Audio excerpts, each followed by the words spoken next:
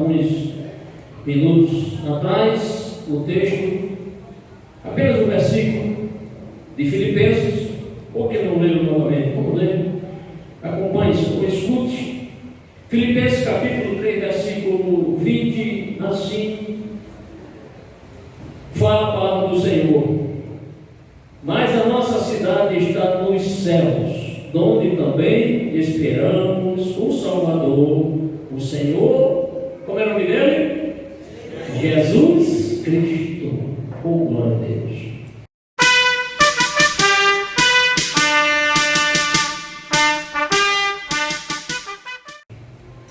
Maravilhoso Senhor da glória, eu peço, Senhor, a tua sábia direção na condição dessa ministração. Me ajude, Espírito Santo, a ministrar esta palavra, que ela não fique apenas nas nossas mentes, mas possa estar no nosso coração, e não sejamos apenas ouvintes, mas também cumpridores, Senhor, da tua palavra. Nos dê graça, força e coragem, para que assim possamos, Senhor, guardá-la em nosso coração. Em nome de Jesus, eu oro a Ti. Amém. Mas a nossa cidade está nos céus. Que conforto Paulo estava dando aos crentes de Filipos, donde também esperamos um Salvador, o Senhor Jesus Cristo. Onde está a nossa cidade? No céu. E ela nos aguarda para nós morarmos nesta cidade. E também dos céus virá o nosso amado Salvador, Jesus Cristo.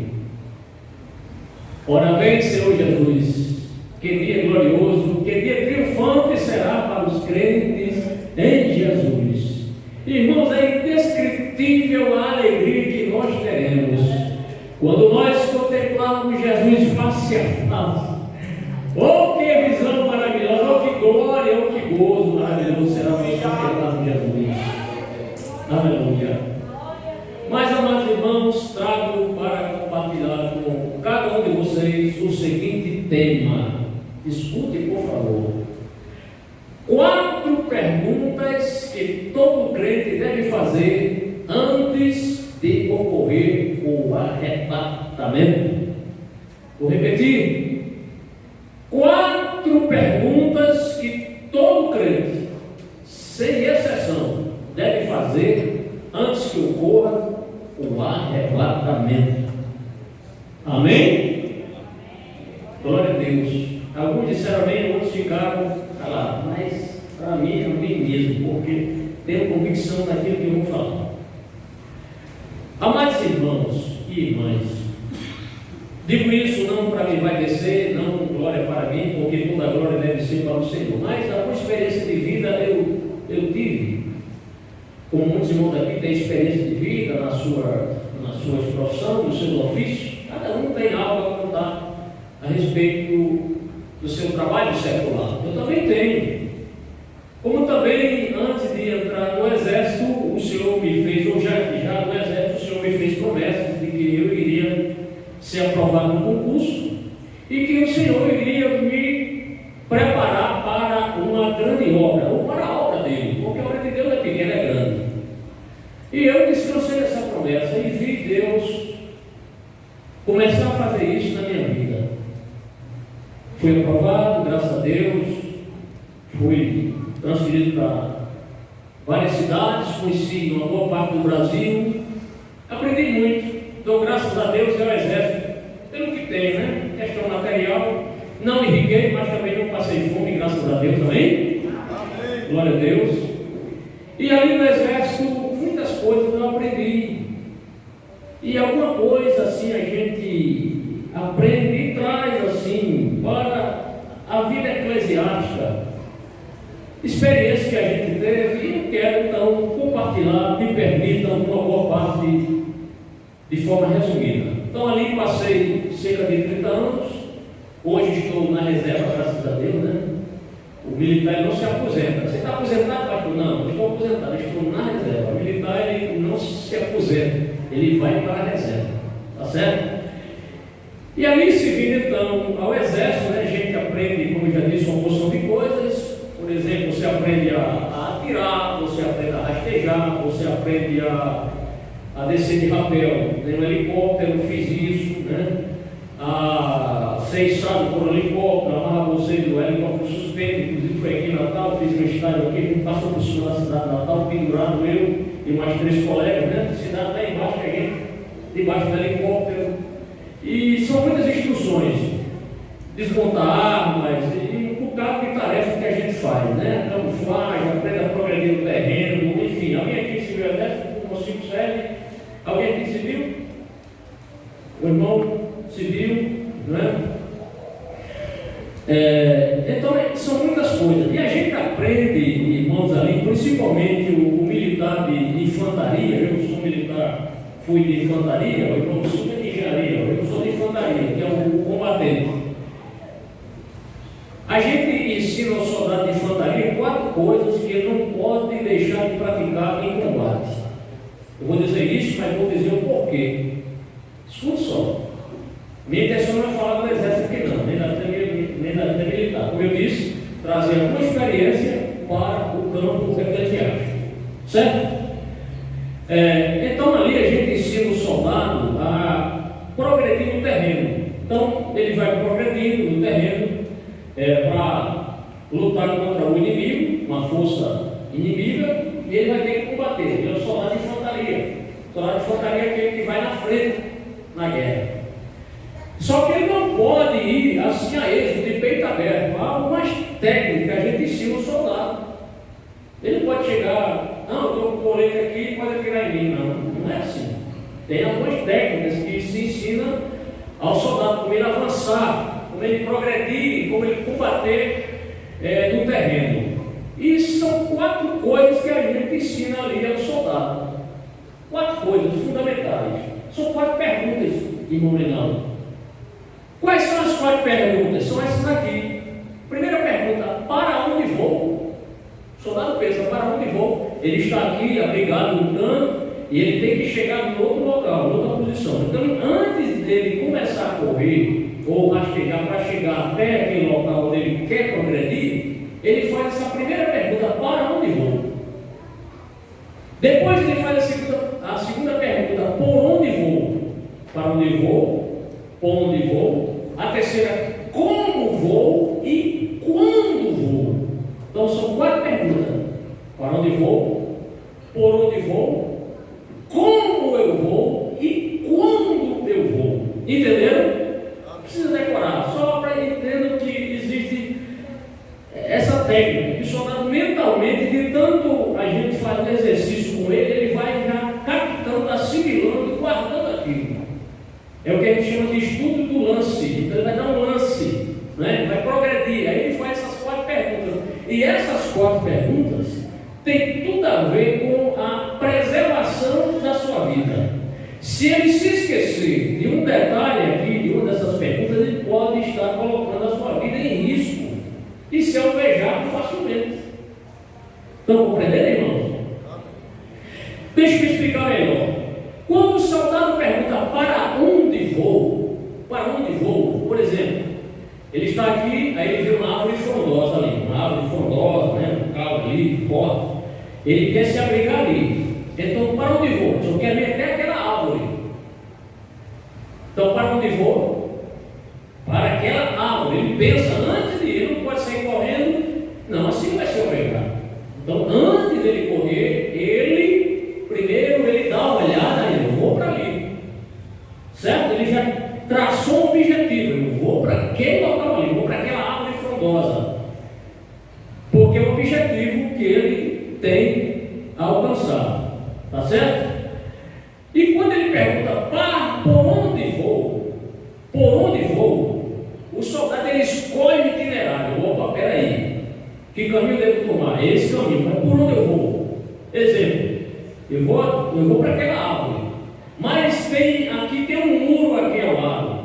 Eu vou primeiro para aquele muro, depois eu vou para aquela moita, e de lá eu vou para o objetivo. Então, por onde vou? Eu vou até aquele local, depois para aquele, para chegar no objetivo que ele quer atingir, que é a árvore. Estão entendendo, irmãos? Glória a Deus. E quando ele pergunta como vou, então ele precisa fazer essa análise, né? O soldado sabe o que precisa fazer e como fazer para que em seu deslocamento o inimigo não o intercepte, não o alveje, certo? Como vou? Eu vou em zigue-zague, né? Zigue-zague, correndo zigue-zague, todo mundo sabe, o criança sabe correr zigue-zague, sabe? Para lá, para cá, né? Pronto. Ou eu vou rastejando, porque de repente não, eu não posso correr zigue-zague, mas eu vou rastejando aqui. O soldado tem uma técnica, o soldado vai rastejar, tá certo? Para chegar onde ele quer chegar. Então, como vou? É a forma como eu vou correr, a forma como eu vou chegar. Amém? E por fim, quando ele pergunta quando vou já é o momento. Então, para onde vou, como vou e quando vou. Quando é o momento. É o ápice do que ele pensou, certo? Então, quando vou, é o momento do deslocamento, ou seja, a ida dele, ou a chegada no local, tá certo? Então, ele escolhe o momento certo para dar início à sua progressão no terreno, tá bom? Então, amados, isso tem tudo a ver conosco, sabia? Tem tudo a ver com a nossa vida espiritual. Continue orando por mim. Então, a gente deve comparar. Se eu fosse um médico ou um engenheiro, eu ia, claro, trazer alguma coisa especificamente para tratar do que eu quero tratar, usando o meu trabalho, o meu ofício. Mas, como eu disse, os irmãos, Deus me colocou lá, disse que me preparou, né? E eu vejo Deus cumprindo isso. Eu só posso falar daquilo que eu vivenciei. Eu não peguei nada da internet, eu não assisti um filme para falar com os irmãos, daquilo que eu vivenciei. E fiz isso, esse estudo do lance, eu pratiquei muitas vezes. Então vamos comparar esse estudo do lance com a vida espiritual de cada irmão aqui. Se não, vejamos. Primeira pergunta: para onde vou?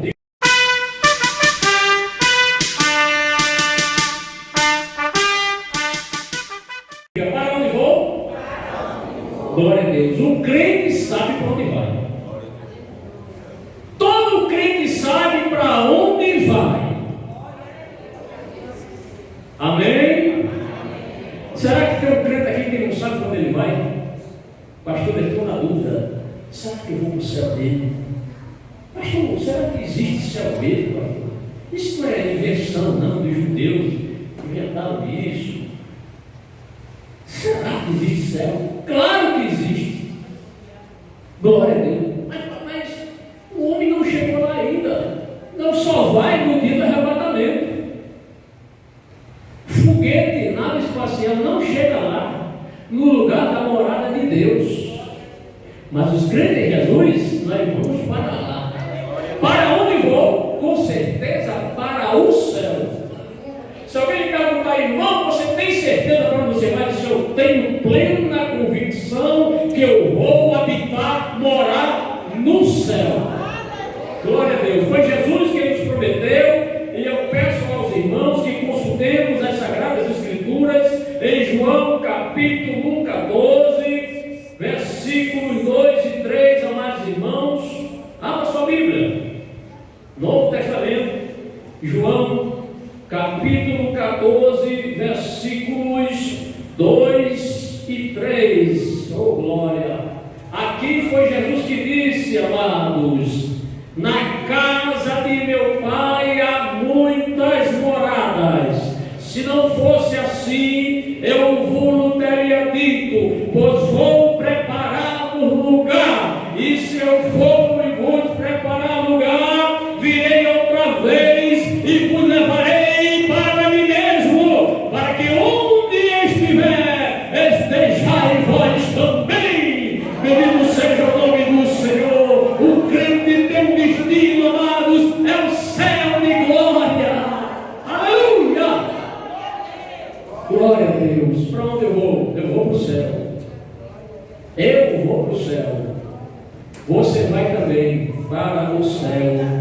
Glórias ao nome do Senhor. Diga para seu irmão, eu vou para o céu. Diga aí. Aí você diz também, vou. Glória a Deus. Por que eu vou? Porque Jesus prometeu preparar um lugar. E lá não vai ter apertamento não, viu? Aqui você compra um apartamento, você vai olhar, meu Deus, não é apartamento, é um apertamento. Apertado demais. 40 metros quadrados, ou menos. Mas lá no céu, ninguém vai reclamar, irmão Reinaldo. Jesus, estou decepcionado. Eu achei que minha casa fosse muito espaçosa. Irmão, olha, ninguém vai reclamar por falta de espaço lá. Glória a Deus. Jesus sabe construir cada casa para crente. Moradas para nós lá. Morarmos. Mas não foi só Jesus que disse para onde nós iremos, para onde a gente vai. Paulo escrevendo aos Filipenses, capítulo 3, versículo 20, que foi esse versículo que nós lemos, diz assim: mas a nossa cidade está nos céus, donde também esperamos o Salvador, o Senhor Jesus Cristo. Oh glória! Nossa cidade está nos céus. Por enquanto estamos aqui na nossa cidade, mas a nossa cidade é celestial. Paulo ainda escrevendo aos crentes de Corinto, assim ele disse na sua segunda carta. Consultemos a segunda carta de Paulo aos Coríntios, amados irmãos. Se quiser marcar aí na sua Bíblia, marque. Se alguém um dia perguntar, irmão, mostre aí, já Cristo também falou, mas mostre outro texto. Você vai lá na segunda epístola de Paulo aos Coríntios, capítulo número 5, e versículo 1. Diz assim: porque sabemos que se a nossa casa terrestre deste tabernáculo se desfizer, temos de Deus um edifício, uma casa não feita por mãos eterna, onde? Nos céus. Nos céus. Nosso corpo será transformado, porque nós iremos habitar numa nova dimensão, nos céus. Ninguém lá vai chegar com esse corpo, vocês sabem disso. Corpo que sente dor de cabeça, enxaqueca, dor na coluna, dor de dentro, dor de ouvido, e pode ter dor disso, né? Glória, viu, criança? Lá no céu, antes de chegar no céu, nosso corpo vai ser transformado. Quantas crianças creem nisso? Quantas crianças? Levanta a mão, quem crê? Amém, todo mundo crê, né? A gente também crê, né, amigo? Levanta a mão. Todos nós iremos morar nessa cidade, com o corpo transformado, porque sabemos que se a nossa casa terrestre, deste tabernáculo, ele não está falando na casa que você mora, não, essa casa terrena, não, de tijolo, de areia, de cimento, não, está falando do nosso corpo. Sabe, se quando o nosso corpo vira pó, lá no cemitério, lá no túmulo, no caixão, tiver só o pozinho dos ossos, não se preocupe, amado, porque sabemos que se a nossa casa terrestre, desse tabernáculo, se desfizer, se decompor, for destruída, temos de Deus um edifício, uma casa, não feita por mãos eterna, nos céus. Glórias ao nome do Senhor. Para onde vamos? Para o céu. João, capítulo 14, versos 2 e 3, marca na sua Bíblia, que é a promessa de Jesus para todos os crentes fiéis. Fiéis. É a condição. É a condição. Ser fiel. Porque no céu não vai entrar gente infiel, crente infiel. E quando a gente fala infiel, há muitas maneiras de forma de fidelidade. Não é? Não vamos entrar aqui nos pormenores, mas para o entendedor, alguém já disse que pinga é letra, né? Primeira pergunta: para onde vou? Para o céu. Por onde vou?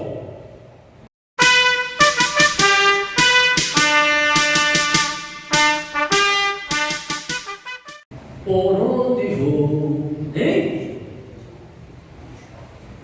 É claro que nós já sabemos o caminho.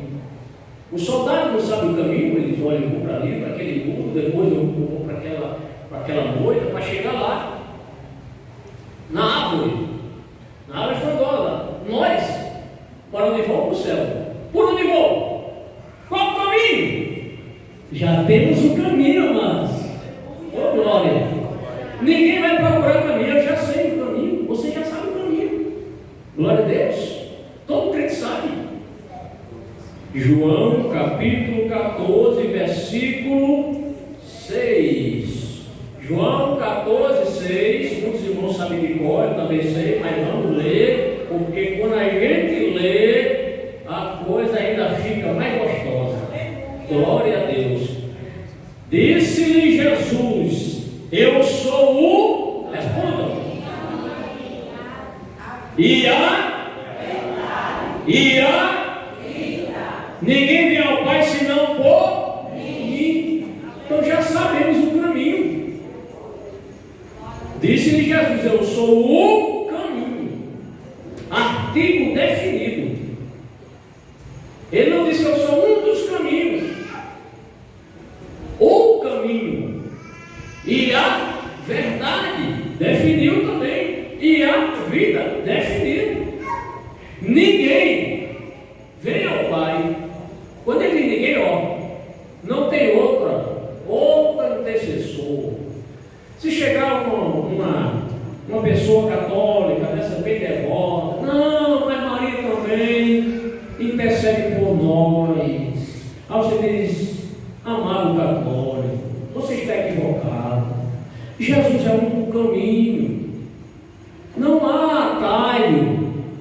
Não há outro itinerário. É Jesus. Ninguém vê o Pai senão por mim.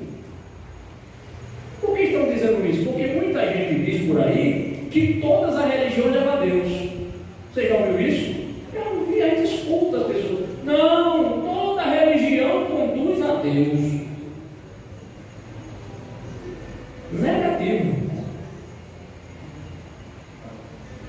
Tem tantas religiões aí desvirtuadas da palavra de Deus. Então, quando alguém diz que toda religião leva a Deus, ou todos os caminhos levam a Deus, isso é um erro grotesco, irmão. Erro grotesco, é um erro pueril. Que é um erro pueril? Um erro infantil. É como se fosse uma criança dizendo alguma coisa, um erro infantil. É um erro crasso. Então, é o erro dos erros. Alguém achar que todos os caminhos levam a Deus. Só um caminho, só há um caminho para Deus. Como é o nome dele, irmãos? Jesus. É um caminho definido. Somente Jesus é o caminho. Lembrai, eu sou o caminho e a verdade e a vida. Ninguém vem ao Pai se não passar por Ele. Por isso que Ele é a porta. A porta de acesso aos céus é Jesus. Não existe uma janela para, não, eu vou passar pela porta, eu vou passar pela janela. Não existe isso. A porta é Jesus.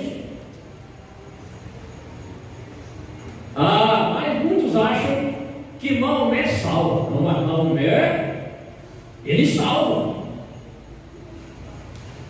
Será? Sabe o que disse, irmãos, Maomé a respeito da vida? Maomé disse que não sabia o propósito da vida. Vai pesquisar na internet isso aí.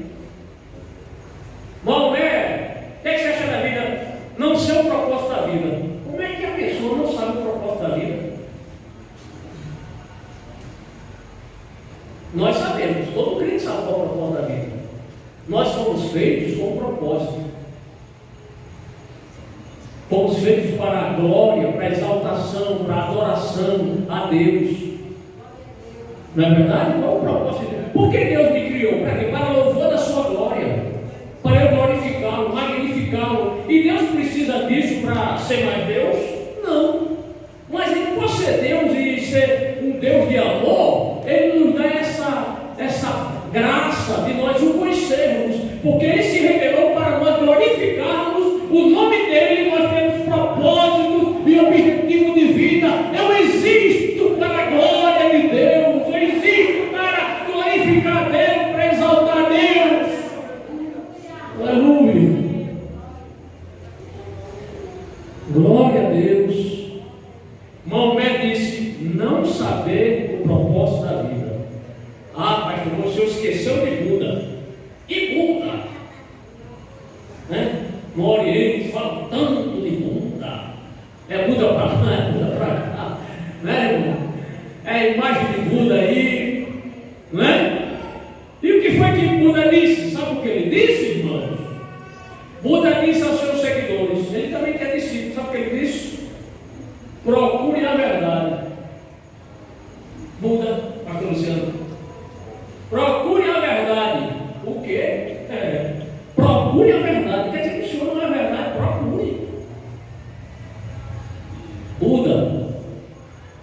Ah, pastor, mas faltou outro. Confúcio. Querem saber o que ele disse?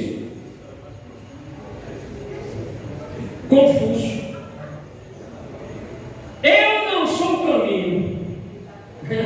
Oh, glória para Jesus. Só em Jesus, irmão.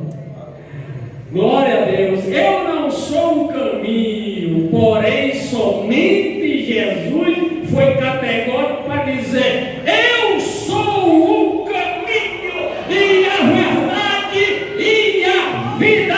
Ninguém vai ao Pai se não for por mim. Aleluia. Cadê Maomé? Cadê Buda? Cadê Confúcio? Cadê Allan Kardec? Cadê os grandes homens, grandes vultos da humanidade aí? Ficam em silêncio, irmão. Nenhum deles teve coragem de dizer: eu sou o caminho, me siga. Eu sou a vida, me siga.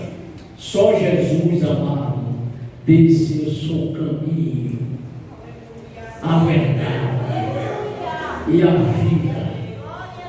Ninguém vai ao meu Pai ou ao Pai senão por mim. Somente Jesus foi categórico, irmão, em dizer essas coisas maravilhosas que alimentam a nossa alma. Como vou? Pelo caminho chamado Jesus. Jesus é o caminho, não há outro atalho. Alguém diz: não, mas Maria, peça, eu já vi isso no para-choque do carro, na traseira do carro, aquele parâmetro pessoal atrás, né? Peça a mãe que o filho atende. Peça a mãe que o filho atende. Já viu isso? Eu já vi. Peça a mãe, dizendo a Maria, peça a Maria. Só porque, irmão, olha as coisas de canal. Quando faltou vinho, o mestre foi reclamar de quem? De Maria. Ah, faltou vinho. Aí Maria foi falar para Jesus, né? Faltou vinho. Aí eles entendem isso, que para falar com Jesus, primeiro tem que falar com Maria, para Maria, intercessora, rogar por nós, pecadores. Está entendendo? Mas, irmãos, quando Jesus padeceu na cruz, rendeu o Espírito, entregou o Espírito ao Pai, o véu do tempo foi rasgado. A cortina que estabelecia a divisão entre o lugar santo e o lugar santíssimo foi rasgado. Significa o quê? Que agora todo homem e mulher tem pleno acesso à presença de Deus, usando o nome de Jesus. Por isso que cada oração, quando a gente ora, toda oração do crente tem que dizer: é em nome de Jesus. A gente ora, mas é em nome de Jesus. É como se Jesus, Deus, ó, é no nome de Deus representante, que eu estou lhe pedindo. Jesus, me lembra isso? Glória a Deus. Estão compreendendo? Mas falta agora a terceira pergunta. Já vimos: para onde vou? Como vou? Quando vou? Agora, como vou? Para onde vou? Por onde vou? E agora, como vou?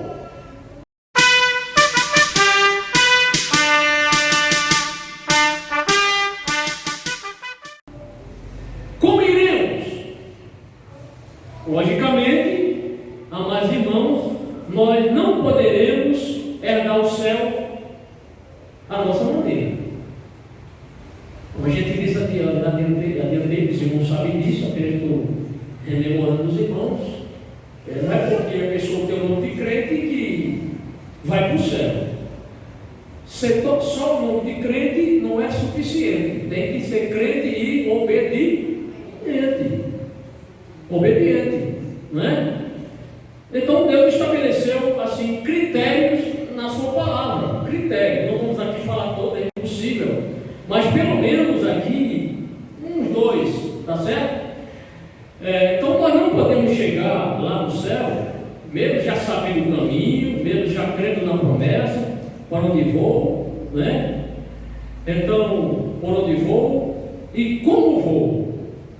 Então, Deus estabeleceu certos critérios, certas formas para nós herdarmos o céu. Deus, ele lembre-se lá da caminhada de Israel no deserto para chegar na terra de Canaã. Deus também exigiu do povo o quê? Fidelidade, santidade, que o povo não murmurasse, que o povo obedecesse Moisés. Vocês não sabem disso aí. E como vocês sabem também, da primeira geração que saiu do Egito, quantos entraram? 2. Da primeira geração, os que saíram, Josué e Caleb. E os filhos dos israelitas que nasceram na trajetória do caminho, por 40 anos, né, peregrinando, acampando, se deslocando, parando, enfim. Então nasceram crianças lá, se tornaram homens adultos. Mas Deus estabeleceu critérios. Da mesma maneira, com relação às promessas que Deus tem para nós. A gente não pode chegar no céu de qualquer forma. Tá certo?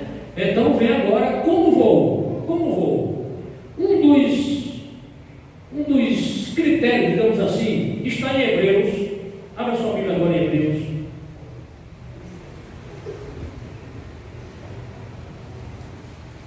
Hebreus capítulo 12, versículo 14. Eu sei que você sabe de cor. Mas o que diz a palavra? Segui a paz com quase todos. É isso? Não. Segui a paz com todos e a santificação, sem a qual ninguém verá o Senhor. É a condição sine qua non. É a condição sem a qual ninguém verá o Senhor. Se não obedecer isso aqui, seguir a paz com todos e a santificação. É uma exigência. Então, o que é que a gente já deduz? Que a gente não pode chegar no céu de qualquer jeito. Por exemplo, digamos que aqui na igreja tem um irmão que não saúda o outro com a paz do Senhor. Essa pessoa está em paz com todos? Está em paz com todos? Não está. Digamos que aqui tenha 100 crentes. Aí ele tem 99 está em paz com 99 crentes. Falta um. Esse é aquilo que está faltando para você manter a paz. Então, não está completa. A paz não está completa. Tem que ser com todos. Seguir a paz com todos, sem exceção. Outro exemplo. Digamos que aqui tem uma mulher casada, aqui na igreja, que ela é infiel ao marido. Ela está em paz com todos? Não. Não está em paz com o seu cônjuge, não está em paz com Deus também, porque todo pecado é também diretamente contra Deus, né? Todo pecado é transgressão à lei de Deus, aos mandamentos do Senhor. Então é só um exemplo. O que mais a gente pode mostrar aqui aos irmãos, assim como uma forma para nós chegarmos no céu? Não é de qualquer forma, não é de qualquer jeito. É preciso que o nosso coração esteja limpo. Mateus capítulo 5, vamos lá para o Sermão do Monte. Mateus capítulo 5, versículo 8. Mateus 5, verso 8, a seguir direto. Mateus 5, versículo 8, é aquele versículo que todos nós conhecemos, onde Jesus disse assim: bem-aventurados os limpos de coração. O que é que ele diz mais? Porque eles bem-aventurados os limpos de coração, porque limpo de coração. Coração limpo. Aí você pergunta, pastor, como é que eu vou limpar o meu coração? Eu sei que tem umas coisinhas ainda que ainda não estão limpas. Como eu faço, pastor? Como eu faço? Meu Deus, me ajuda. Aí Deus é tão maravilhoso que ajuda a gente, né? Como o nosso coração se torna limpo? Será que é compartilhando mensagem nas redes sociais? Se eu compartilhar mensagem, mesmo bíblicas, evangélicas, versículos, essa é uma forma de eu limpar o coração? Só compartilhar? Estou só compartilhando, só mandando. Será que se eu cantar bastante, ensinar bastante a palavra, vou pregando, isso está purificando meu coração? Isso significa que eu estou purificando, pregando, cantando, orando? Tem tanta gente que prega aí, irmão, e ensina, e louva, mas a vida não condiz com o que ele prega, é infiel, às vezes é um cônjuge, às vezes é um trapaceiro, não é? Um lobo no meio das ovelhas. Tem gente assim, irmão. Tá?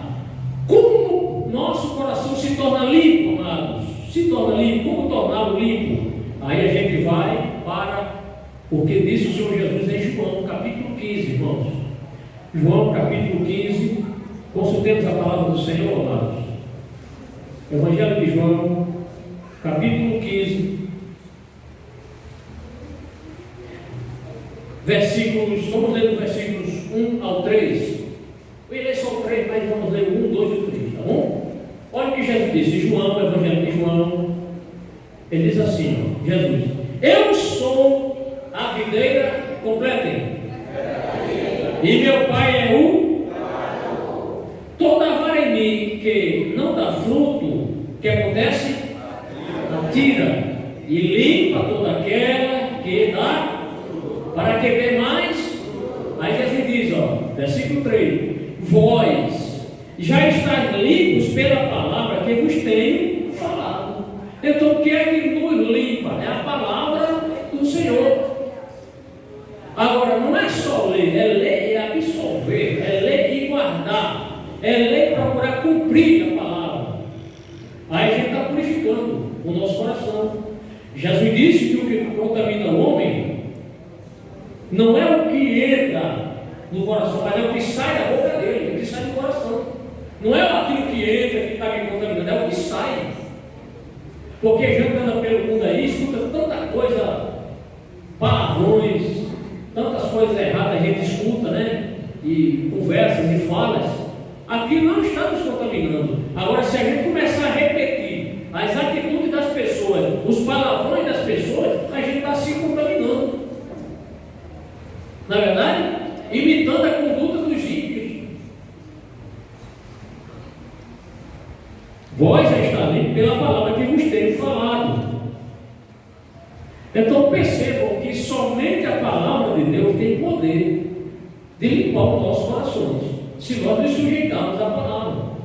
É como um médico, você está doente, chega lá na clínica, o médico lá, o clínico, qualquer médico, toma esse remédio aqui, você está com isso, toma, e você está certo, eu estou com a receita aqui. Aí você não vai na farmácia, não compra, aí quer ficar bom?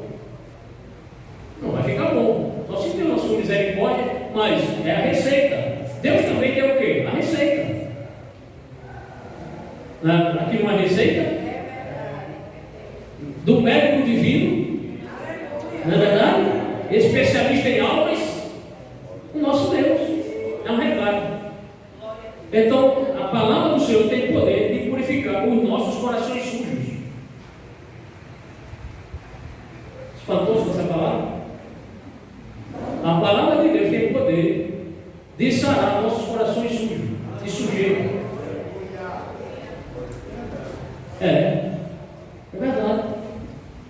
Pastor, mas de vez em quando tem aqueles maus pensamentos. E aí, pastor, o que é que eu faço? Eu evito, você procura evitar os maus pensamentos, mas eles vêm. E agora? Qual é o remédio? A palavra. Alguém já ouvi isso, já ensinei, não sei se aqui na igreja ensinei trazer novamente. A gente pode impedir que os passarinhos voem sobre a nossa cabeça. Você está na rua e passa um passarinho para lá e para cá. Hein? Pode impedir, não. Agora, ele quer fazer um ninho na sua cabeça. Você vai deixar? Vai deixar de fazer ninho? Sai daí, passarinho. Eu sei que não, rapaz. Vai para lá.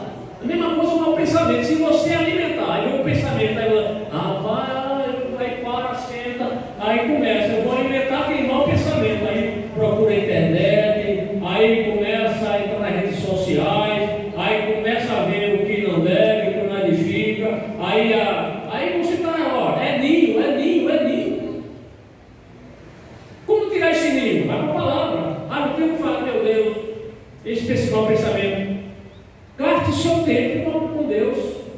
Vai orar, vai louvar, vai estudar a palavra, vai ler a palavra, vai escutar a palavra. Só assim, irmão, você vai expulsar o mau pensamento, porque você está ocupando a sua mente com coisa de Deus. Coisa boa que edifica. A palavra do Senhor nos orienta, né? Resistir firmemente do diabo na fé, e ele fugirá de nós. Alguém já disse que mente desocupada é o quê? Oficina do diabo. Mente desocupada, crente desocupado, ele para, aí fica só, não lê a Bíblia, não ora, não canta, não preenche a mente com algo que ele edifica, nem escuta. O pastor fica só mandando assim, todo dia faz a leitura da Bíblia, manda para a gente escutar. Já conhece a palavra de Deus, eu já conheço a palavra de Deus toda decorada já. Irmão? Discute de novo, rapaz. Escuta a palavra. A palavra de Deus vai entrando na mente. Você tem mães, a minha cunhada, irmã da irmã Jane, vai lavar os pratos lá, liga o celular, está ouvindo a palavra. A irmã varrendo a casa, lá, lavando os pratos, enxaguando os pratos, ligando a máquina para lavar a roupa, ou esfregando a roupa lá no canto. Né, irmão? Está ouvindo a palavra de Deus. Não é verdade? Melhor. Glória a Deus. Então, tenha cuidado, irmão. Por onde você anda, por onde você vai. Tá certo? Bendito seja o nome do Senhor. Então, leia a palavra, ouça a palavra e procure, acima de tudo, obedecer a palavra. Há textos normativos e há textos narrativos na Bíblia. Há textos normativos. O que são textos normativos? São normas e doutrinas. Aí a gente tem que guardar a doutrina, né? Agora, há coisas que são apenas narrativas. O livro histórico, por exemplo, o livro histórico tem muitas narrativas, né? Narrando os fatos, né? Como aconteceu aqui e tal. São narrativas. Não tem como a gente. Gideão foi para a guerra, agora eu vou para a guerra também. Não, irmão, ali é texto narrativo. Agora, o que for norma, a gente procura obedecer, guardar. Certo? E a última pergunta. Essa é a mais difícil. Para onde vou? Onde vou? Como vou? Faltou uma. Quem lembra? Quando vou?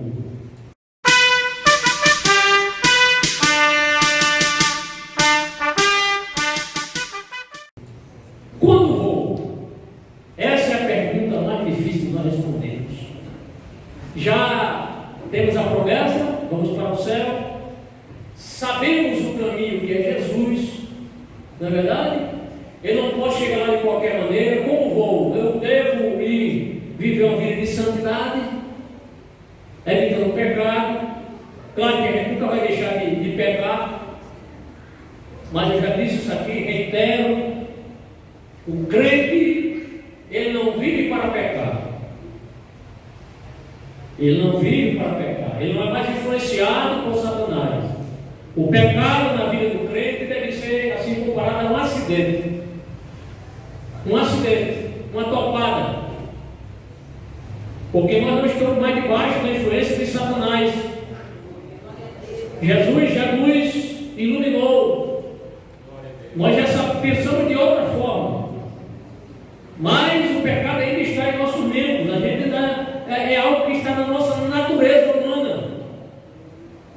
E Deus compreende isso.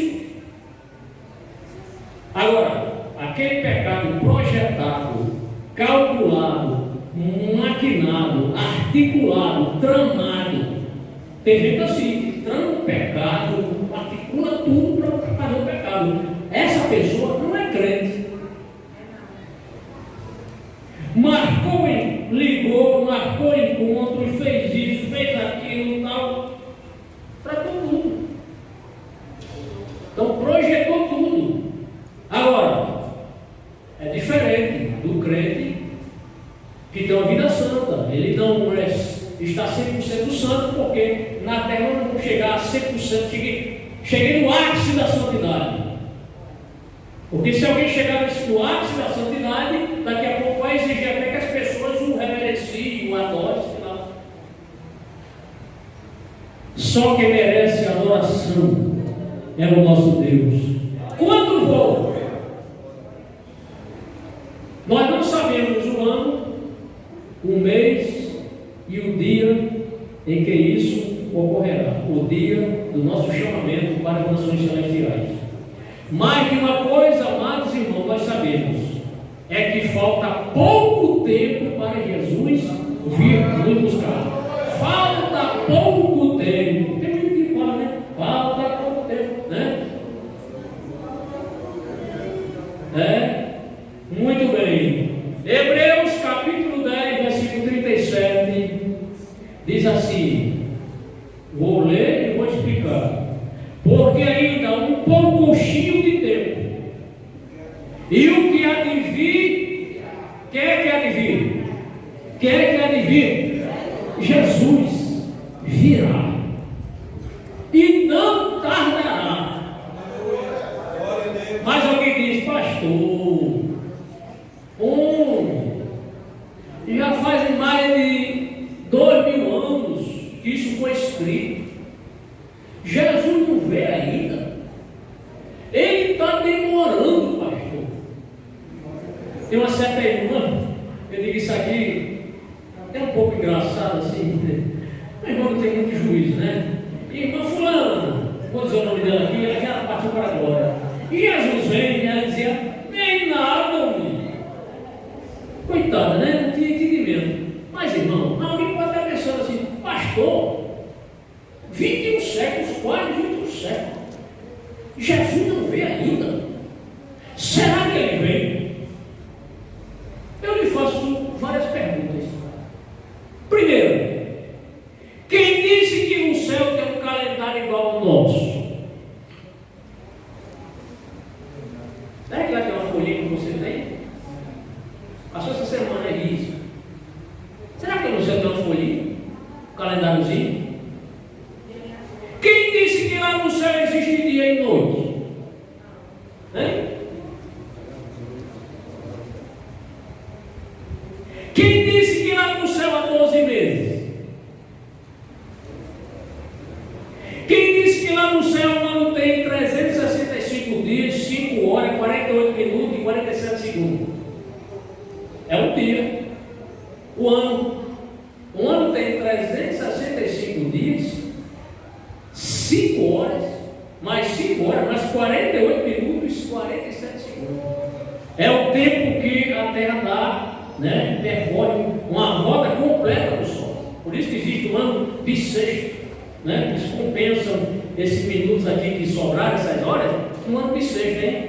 Um ano com 366 dias. Irmão, lá no céu não existe calendário. Não existe tempo no céu. Tempo é na terra. No céu não tem tempo. Amém, irmão? O que regula o tempo aqui? São essas coisas, as estações, o movimento de translação, rotação, translação, dias e anos. Então a gente não pode, Jesus está demorando, porque ele vai voltar no tempo de Deus, que não é o nosso tempo. E outra coisa interessante é que em cada geração os crentes esperaram a vinda do Senhor. A igreja do primeiro século, a igreja primitiva, os irmãos já esperavam, já aguardavam ansiosamente a vinda de Jesus. Aí Jesus não veio no primeiro século, aí veio no segundo século. Os crentes daquela geração aguardavam a vinda iminente do Senhor Jesus. Aí não veio no segundo século, aí veio o terceiro. E assim vão passando os séculos. Nós estamos no século XXI. Pode ser que Deus, de repente, diz, não, eu não vou arrebatar a igreja no século XXI, vou deixar para o século XXIV. Só que a gente está vendo, irmão, pelos acontecimentos do mundo, que esse mundo não tem muito tempo, não. Nações em guerra, rumores de guerra, a guerra lá entre rumores de guerra da China contra Taiwan, os Estados Unidos querendo intervir lá, guerra na Rússia e na Ucrânia, conflito na Índia também e outras nações, não é? Então a gente vê aí cada nação querendo ser mais forte do que outra, se preparando belicamente, tantas ogivas nucleares sendo confeccionadas. Então é uma coisa, a gente não sabe agora o que fazer para, digamos, se todas as nações chegassem, vamos acabar com a guerra? Onde vamos guardar nossas ogivas nucleares? Como se desfazer delas? Só Deus sabe. Belicamente, o que as nações têm para destruir o planeta Terra, dá para destruir centenas de vezes um arsenal preparado de ogivas nucleares e muito mais bombas aí poderosas. Bombas que ainda não foram nem testadas ainda, com poder autodestrutivo para destruir continentes. Irmãos, tem poder de destruir a Terra por várias e várias vezes. Então a gente olha para essas coisas e começa a dizer: ora vem, Senhor Jesus. Jesus está mais próximo de vir do que a gente pensa. Então, meu amado irmão, meus amados irmãos, não se preocupe em saber responder a pergunta quando vou, e sim está preparado para o dia do arrebatamento. Glória a Deus. Bendito seja o nome do Senhor. Conclusão.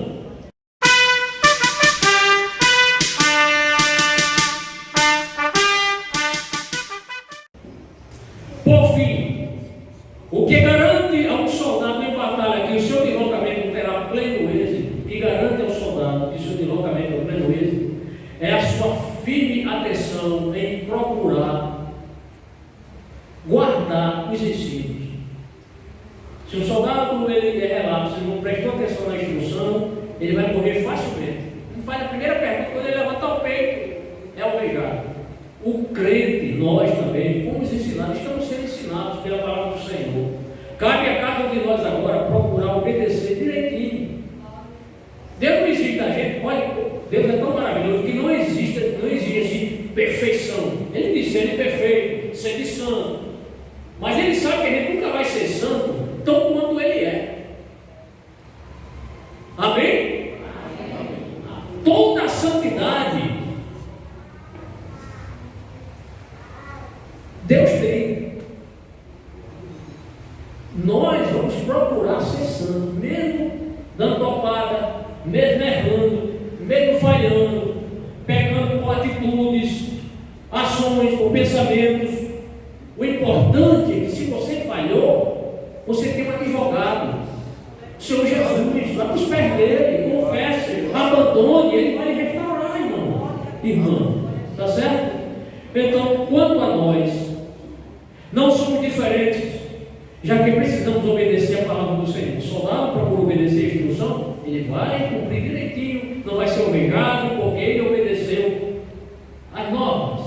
O crente também, se nós obedecermos as normas do Senhor, pode ter certeza, irmão, o Senhor vai se agradar de nós e você vai permanecer fiel. E por fim, o último versículo está em Tiago, capítulo 1, verso 22, que diz assim: e sede cumpridores da palavra, e não somente ouvintes, enganando-nos com falsos discursos. Então, que Deus tenha misericórdia de nós e que nós sejamos cumpridores da palavra e não somente ouvintes, enganando-nos com falsos discursos. E a última pergunta: você está disposto a isso, a obedecer a palavra? Então, glória seja dada do Senhor. Amados, o nosso destino está mais próximo a cada dia que passa. Fiquemos em pé, vamos orar ao Senhor, suplicando a Ele a sua bênção maravilhosa para que a gente permaneça fiel, sem negar o nome do Senhor.